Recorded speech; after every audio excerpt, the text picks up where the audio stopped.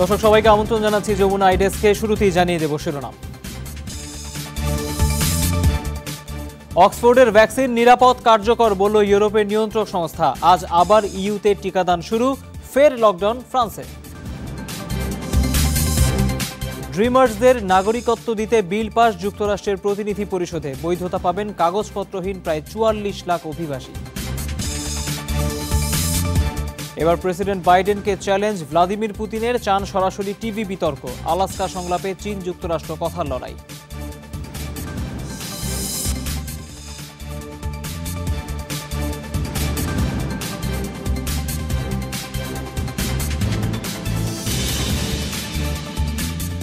দর্শক, এই সব খবরের বিস্তারিত নিয়ে আপনাদের সাথে আছি আমি তৌহিদ হোসেন। জানিয়ে দিতে চাই যমুনা আইডেস কাজ সম্প্রচারিত হচ্ছে যমুনা টেলিভিশনের ফেসবুক এবং ইউটিউব চ্যানেলে। অক্সফোর্ড অ্যাস্ট্রাজেনেকার করোনা ভ্যাকসিন মানব শরীরের জন্য সম্পূর্ণ নিরাপদ এবং কার্যকর। ইউরোপিয়ান মেডিসিন এজেন্সি এমআর ছাড়পত্রের পর জোটভুক্ত দেশগুলো শুক্রবার থেকেই টিকাদান কর্মসূচি শুরু করেছে। বিশ্বাস অর্জনে ব্রিটিশ ও ফরাসির প্রধানমন্ত্রী আজই ভ্যাকসিন গ্রহণ করবেন। তবে কর্মসূচি স্থগিত রাখা কয়েকটি দেশ কিছুটা ধীর গতিতে এগোতে চায়। অ্যাস্ট্রাজেনেকার ভ্যাকসিন মানব শরীরের জন্য নিরাপদ ও কার্যকরী। বৃহস্পতিবার ইউরোপিয়ান মেডিসিন এজেন্সি ইএমএর চূড়ান্ত বিবৃতিতে বিশ্বে ফিরল স্বস্তি। এর আগে সামনে আসে রক্ত জমাট বাঁধার মতো ৩০টি ঘটনা। তাই টিকাদান কর্মসূচি স্থগিত করে কমপক্ষে ২০টি দেশ, যাদের বেশিরভাগই ইইউ জোটের সদস্য। পার্শ্ব প্রতিক্রিয়ার অভিযোগগুলো খতিয়ে দেখে ইএমএ জানায় সরাসরি নেই সম্পৃক্ততা, তবে একেবারেই উড়িয়ে দেওয়া যাবে না আশঙ্কা। চূড়ান্ত বৈজ্ঞানিক সিদ্ধান্তে পৌঁছালো কমিটি। অ্যাস্ট্রাজেনেকার ভ্যাকসিন নিরাপদ এবং কার্যকরী। মানব শরীরে এটি প্রয়োগে মৃত্যুহার এবং হাসপাতালে ভর্তির পরিমাণ কমিয়ে আনা সম্ভব। রক্ত জমাট বাঁধার ঝুঁকির সাথে ভ্যাকসিনটির সরাসরি কোনো সম্পর্ক নেই। শুক্রবার থেকেই আবারও টিকাদান কর্মসূচি শুরু করবে অধিকাংশ দেশ। সবার আস্থা অর্জনে এদিনই টিকা নেবেন ব্রিটিশ ও ফরাসি প্রধানমন্ত্রী। সোমবার পুনরায় কার্যক্রম উদ্বোধন করবে পর্তুগাল, আর আগামী সপ্তাহে সিদ্ধান্ত বাস্তবায়ন করবে স্পেন ও নেদারল্যান্ডস। তবে কিছুটা সময় নিতে চায় সুইডেন। অ্যাস্ট্রাজেনেকা বা ফাইজার বলুন, প্রত্যেক টিকাই নিরাপদ। শুক্রবার অক্সফোর্ড অ্যাস্ট্রাজেনেকার প্রথম ডোজ টিকা গ্রহণ করব। সবাইকে বলছি, যখনই সুযোগ আসবে গ্রহণ করুন ভ্যাকসিন। এরই মাঝে যুক্তরাজ্যের ১,১০,০০,০০০ মানুষ গ্রহণ করেছেন অ্যাস্ট্রাজেনেকার প্রথম ডোজ। প্রতিষেধক নিয়েছেন ইইউ জোটের ৭০ লাখ নাগরিকও। এখন পর্যন্ত উৎপাদিত করোনা ভ্যাকসিনের মধ্যে অক্সফোর্ড অ্যাস্ট্রাজেনেকার টিকাই সবচেয়ে সাশ্রয়ী। মৌলি ইসলাম, যমুনা নিউজ। ভারতে বেড়েই চলছে করোনার প্রকোপ। গেল ২৪ ঘন্টায় প্রায় ৪০,০০০ মানুষের শরীরে শনাক্ত হয়েছে কোভিড-১৯, যা গেল ৩ মাসের মধ্যে সর্বোচ্চ। একই সাথে নতুন করে বাড়ছে দৈনিক প্রাণহানি। বৃহস্পতিবার দেশটিতে মারা গেছে ১.৫ শতাধিক মানুষ। এই দিন কেবল মহারাষ্ট্র রাজ্যেই শনাক্ত হয় প্রায় ২৬,০০০ সংক্রমিত রোগী। এছাড়া কেরালা এবং কর্ণাটকে শনাক্ত হয়েছে প্রায় ২,০০০ করে রোগী। এই নিয়ে ১৩০ কোটি জনসংখ্যার দেশটিতে কোভিড-১৯ মোট শনাক্তের সংখ্যা ১,১৫,০০,০০০-এর বেশি। মারা গেছেন ১,৬০,০০০-এর কাছাকাছি। বিশ্বজুড়ে ২৭ লাখ ছাড়ল করোনা ভাইরাসের প্রাণহানির সংখ্যা। ২৪ ঘন্টায় মৃত্যুবরণ করেছেন ১০,৫০০ মানুষ। দৈনিক মৃত্যু ও সংক্রমণে এখনও শীর্ষে ব্রাজিল। টানা তৃতীয় দিনের মতো ২,৫০০-এর বেশি মৃত্যুতে লাতিন দেশটির মোট প্রাণহানি ২,৮৮,০০০-এর কাছাকাছি। এদিন ১৭০০-এর বেশি মৃত্যু রেকর্ড করেছে যুক্তরাষ্ট্র। মার্কিন মূলকে মোট প্রাণহানি ৫,৫২,০০০ ছাড়িয়েছে। দিনের তৃতীয় সর্বোচ্চ ৭৯০ জনের মৃত্যু দেখল মেক্সিকো। এছাড়া রাশিয়া, ইতালি ও পোল্যান্ডে ৪০০-র বেশি প্রাণহানি ছিল বৃহস্পতিবার। এই দিন বিশ্বে ৬.৫ লাখ মানুষের শরীরে মিলেছে কোভিড-১৯। মোট সংক্রমিত ১২,২৩,০০,০০০-এর ওপরে।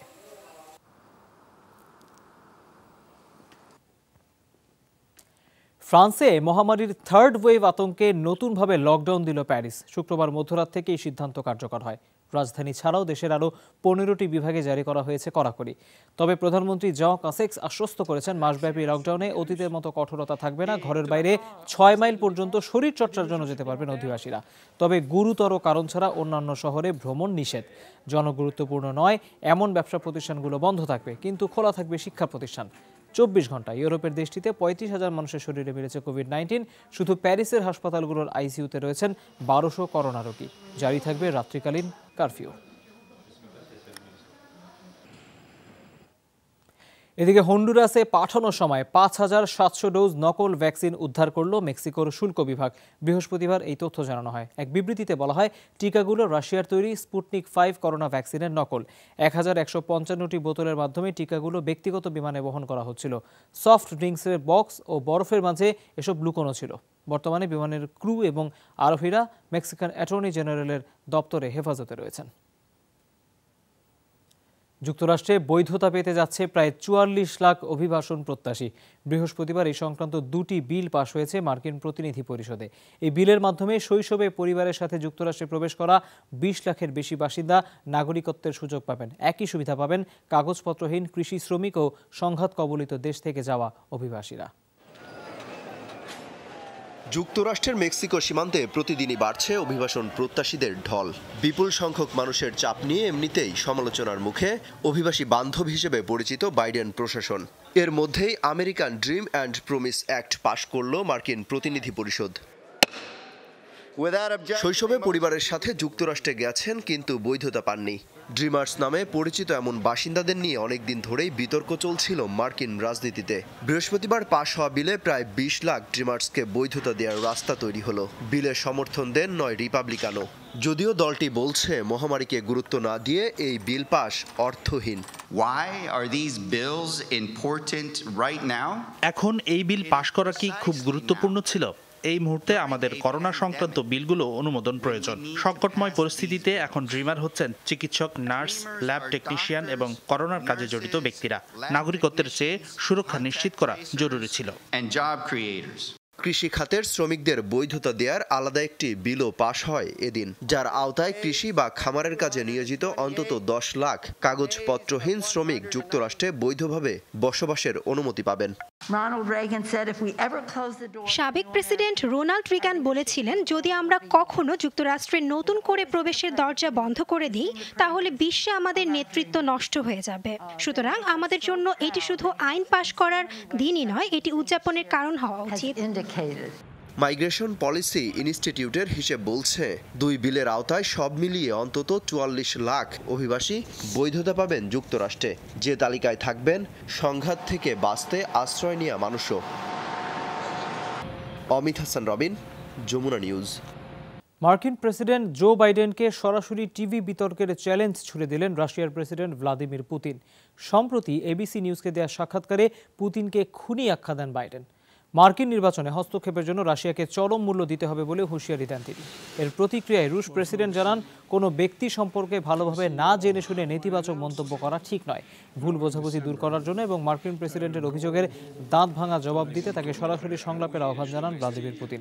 এরই মধ্যে ওয়াশিংটনে নিযুক্ত রাষ্ট্রদূতকে দেশে ফেরত আসার নির্দেশনা দিয়েছে মস্কো। রুশ মার্কিন সুসম্পর্ক বজায় রাখতে চায়। মার্কিন প্রেসিডেন্টকে বলবো, কাউকে ভালোভাবে না বুঝে নেতিবাচক মন্তব্য করা উচিত নয়। ক্ষমতা গ্রহণের পর তার সাথে টেলিফোনে আলাপ হয়েছিল, সেই সংলাপ এগিয়ে নেওয়ার আহ্বান জানাচ্ছি জো বাইডেনকে। তবে এবার ভার্চুয়ালি বা ফোনে নয়, বরং খুব শিগগিরই সরাসরি টেলিভিশন আলোচনার আমন্ত্রণ রইল। এদিকে মার্কিন প্রেসিডেন্ট জো বাইডেন প্রশাসন ও চীনের মধ্যে প্রথম উচ্চ পর্যায়ের বৈঠকে তুমুল বাকযুদ্ধে জড়িয়েছেন দুই দেশের কর্মকর্তারা। বৃহস্পতিবার আলাস্কায় দুই দেশের বাণিজ্যিক সংকট সমাধানের বৈঠকে এই উত্তপ্ত পরিস্থিতি তৈরি হয়। চীনা কর্মকর্তাদের অভিযোগ, বেইজিংকে আক্রমণ করতে বিভিন্ন দেশকে উস্কে দিচ্ছে যুক্তরাষ্ট্র। এছাড়া কৃষ্ণাঙ্গ আমেরিকানদের উপর নির্যাতনের তথ্য তুলে ধরে বেইজিং। আর মার্কিন কর্মকর্তারা বলেছেন, চীন অন্যকে চমকে দিয়ে নিজের সুবিধা হাসিল করার উদ্দেশ্য নিয়ে আলোচনায় বসেছে। এই বৈঠকে অংশ নেন মার্কিন পররাষ্ট্রমন্ত্রী অ্যান্টনি ব্লিংকেন ও জাতীয় নিরাপত্তা উপদেষ্টা জেক সুলিভান। আর তাদের মুখোমুখি হন চীনের পররাষ্ট্রনীতি বিষয়ক কর্মকর্তা ইয়াং জিয়েচি ও পররাষ্ট্রমন্ত্রী ওয়াং ই। পরে বেইজিং অভিযোগ করে অতিথিদের সাথে অসৌজন্যমূলক আচরণ করা হয়েছে।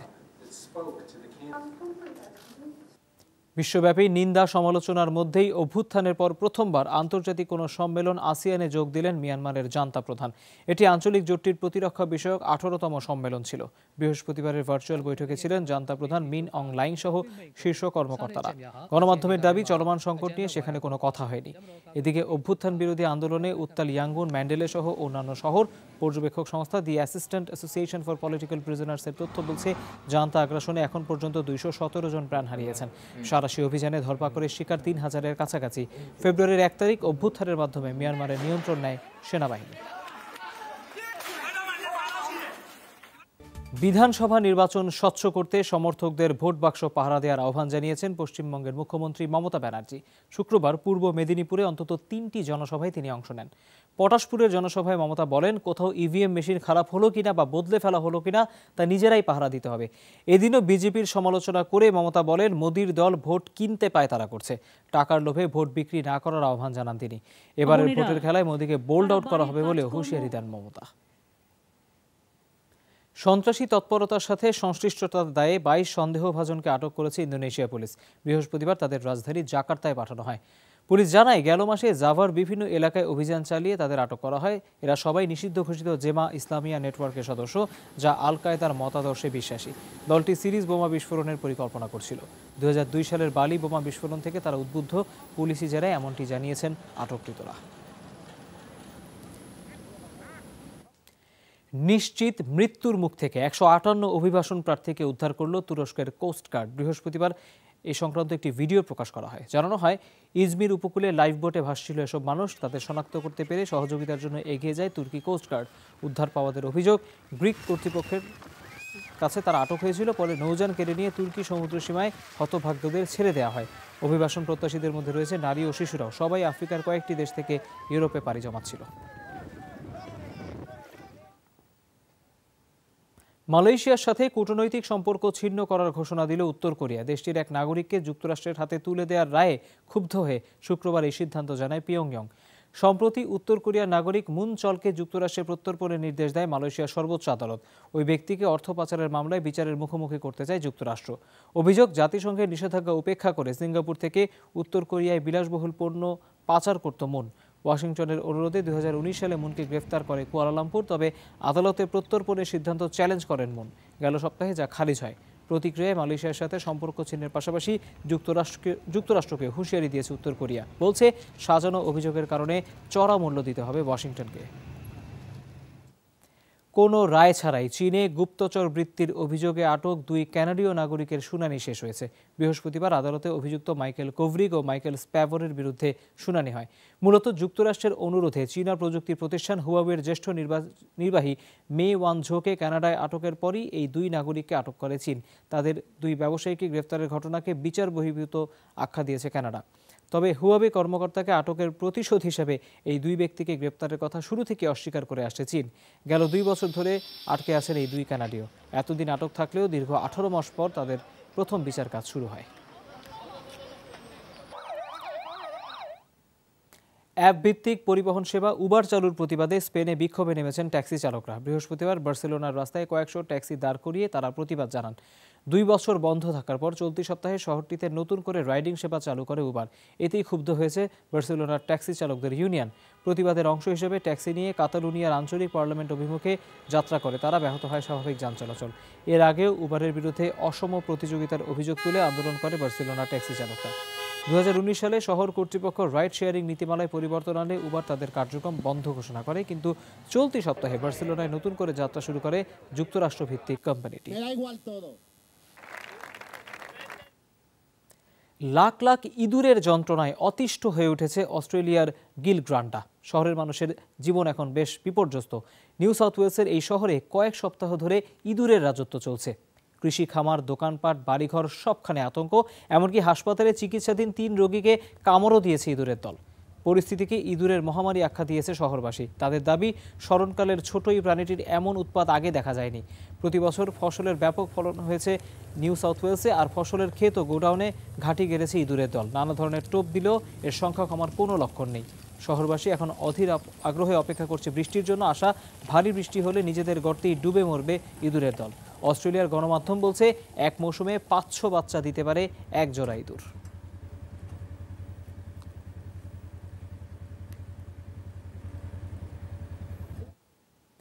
সন্ত্রাস বিরোধী সক্ষমতা বাড়ানোর লক্ষ্যে যৌথ সামরিক মহড়া করল ভারত ও উজবেকিস্তান। শুক্রবার উত্তরাখণ্ডের শহর রানীক্ষেতে এই মহড়া সমাপ্ত হয়। 10 মার্চ শুরু হওয়া মহড়ায় অংশ নেন 2 দেশের 45 জন করে সেনা সদস্য। মধ্য এশিয়ার দেশ উজবেকিস্তানের সাথে এটি ভারতের দ্বিতীয় সামরিক মহড়া। নয়াদিল্লির বিবৃতিতে বলা হয়, সন্ত্রাস বিরোধী অভিযানের দক্ষতা বাড়াতে এই সহায়তা কর্মসূচি নেওয়া হয়েছে। বাড়বে 2 দেশের তথ্য বিনিময়। 9 দিনের মহড়ায় ফায়ারিং, তল্লাশি অভিযান, পাহাড় ও জঙ্গলে অভিযানের যে মহড়া সেটি অনুষ্ঠিত হয়। দীর্ঘদিন ধরেই উজবেকিস্তান সহ মধ্য এশিয়ার দেশগুলোতে প্রভাব রয়েছে চীনের, তবে ওই অঞ্চলের সম্পর্ক জোরদার করতে নানা পদক্ষেপ নিচ্ছে ভারত। দেশটির প্রধানমন্ত্রী নরেন্দ্র মোদী এরই মধ্যে দুবার উজবেকিস্তান সফর করেছেন। নিরাপত্তা বিশ্লেষকদের মতে মুসলিম প্রধান দেশটিতে আইএসের মতো জঙ্গি গোষ্ঠী উত্থানের শঙ্কা রয়েছে। ভারতে এক আসরে বিয়ে হলো ৩,৫০০ জুটির। উত্তরপ্রদেশের লখনৌ শহরে বৃহস্পতিবার গণবিয়ের বিশাল এই আয়োজন সম্পন্ন হয়। নিম্নবিত্ত ও অর্থ সংকটে থাকা পরিবারের জন্য গণবিয়ের এই আয়োজন করে রাজ্য সরকার, যাতে হিন্দু ধর্মের বরকনের পাশাপাশি বেশ কয়েকটি মুসলিম জুটিরও বিয়ে হয়। বিশাল প্যান্ডেলে নিজ নিজ ধর্মীয় রীতিতেই এই বিয়ের আনুষ্ঠানিকতা সম্পন্ন হয়। বরকনের পোশাক গহনার পাশাপাশি অতিথিদের খাবারের ব্যবস্থা করে প্রশাসন। এ সময় উপস্থিত ছিলেন উত্তরপ্রদেশের মুখ্যমন্ত্রী যোগী আদিত্যনাথ। অনুষ্ঠানের খরচ ও যৌতুকের কারণে ভারতের নিম্নবিত্ত অনেক পরিবারই বিয়ে নিয়ে দুশ্চিন্তায় থাকেন। প্রশাসন বা বেসরকারি সংস্থার উদ্যোগে তাই বিভিন্ন সময়ে গণবিয়ের আয়োজন করা হয়। উত্তরপ্রদেশ সরকারের দাবি, একসাথে ৩,৫০০ জুটির গণবিয়ে একটি বিশ্ব রেকর্ড।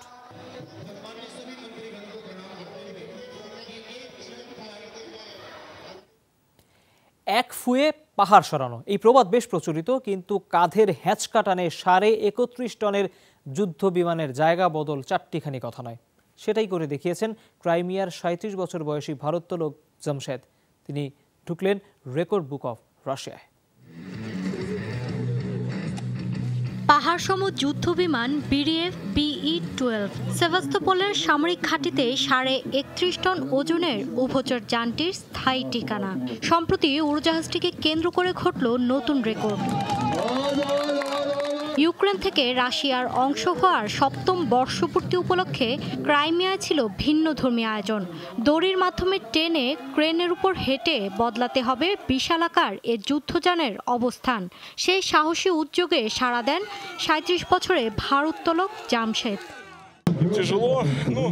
এটা বেশ কষ্টকর। গেল ৩ মাস ধরে ব্যাপক প্রস্তুতি নিয়েছি। সবকিছু ঠিকঠাক ছিল, হয়তো ঠান্ডা আবহাওয়া, বৃষ্টি আর জোরালো বাতাসের কারণেই এই বাধা। সামরিক একটি বিমানকে টেনে নেওয়া মূল চ্যালেঞ্জ। বিশাল চাকার যানকে দড়ির মাধ্যমে টানা সত্যিই জটিল। প্রথম চেষ্টাতেই ১ ফুটের বেশি সরিয়ে আনেন বিমানটিকে, কিন্তু কাঁধ ও গোড়ালিতে পান ভয়াবহ চোট। তার উপর আবহাওয়াও ছিল না অনুকূলে। চতুর্থবারের চেষ্টায় ভাঙেন পুরনো রেকর্ড।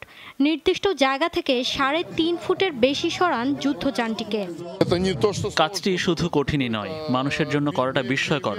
কারণ উভচর যানটির অগ্রভাগ বেশ ভারী, পানির নিচে ডুব দেওয়ার জন্যই এমন নকশা। চতুর্থবারের চেষ্টায় সে এটা করতে পেরেছে। ততক্ষণে তার গোড়ালির হাড় ভেঙে গেছে, পায়ের মাংসপেশিও ক্ষতিগ্রস্ত। কিন্তু অনেকটা পরে বিষয়টি আমরা টের পেয়েছি। জামশেদ প্রমাণ করেছে চেষ্টার সামনে কিছুই অসম্ভব নয়। রেকর্ড বুক অফ রাশিয়ার প্রতিনিধিরা উপস্থিত ছিলেন ঘটনাস্থলেই। তারাই লিপিবদ্ধ করেন ঐতিহাসিক এ মুহূর্ত। জামশেদের প্রচেষ্টা জায়গা করে নেয় রেকর্ড বুকে। মৌলি ইসলাম, যমুনা নিউজ। দর্শক, এই ছিল যমুনা আইডেস্কে। এতক্ষণ যারা সাথে ছিলেন তাদের সবাইকে অনেক ধন্যবাদ।